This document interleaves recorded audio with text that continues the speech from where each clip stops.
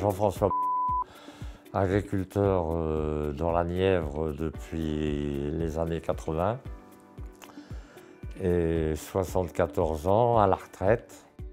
Comment avez-vous découvert votre maladie? Ah, mon cancer, j'ai mis du temps à le découvrir. Et je l'ai découvert une fois que j'ai été bien malade,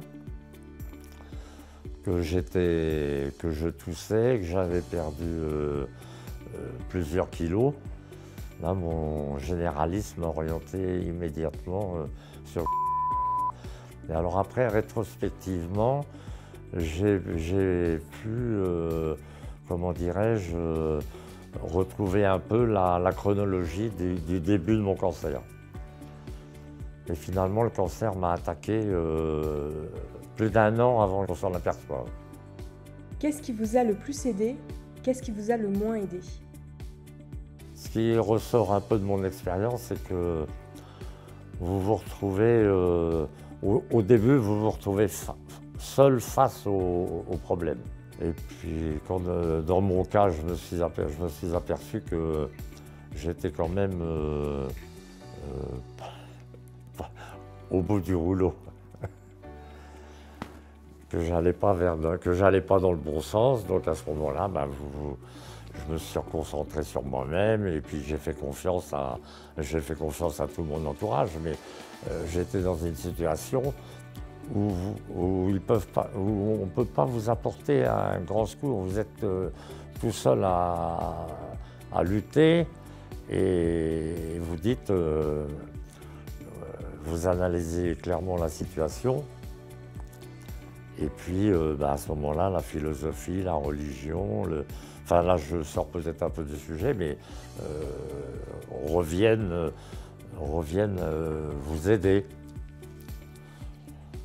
Mais vous vous en remettez à la médecine. Moi, quand j'étais au bout du rouleau, je devais rentrer à une date précise et finalement j'ai dit à Catherine, tu m'emmènes 4 jours avant la date où je devais rentrer.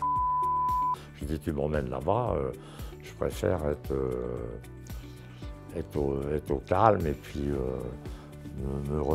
me ressourcer et me concentrer sur mon problème. Quels conseils donneriez-vous aux patients?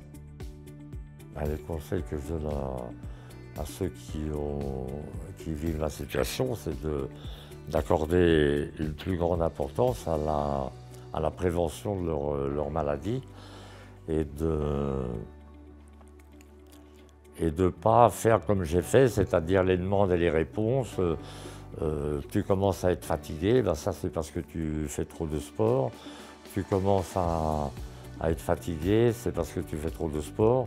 On ne peut plus et faire du sport et travailler et avec l'âge. Donc non, il faut immédiatement aller consulter et passer les examens pour analyser la moindre modification de la vie, quoi, du comportement.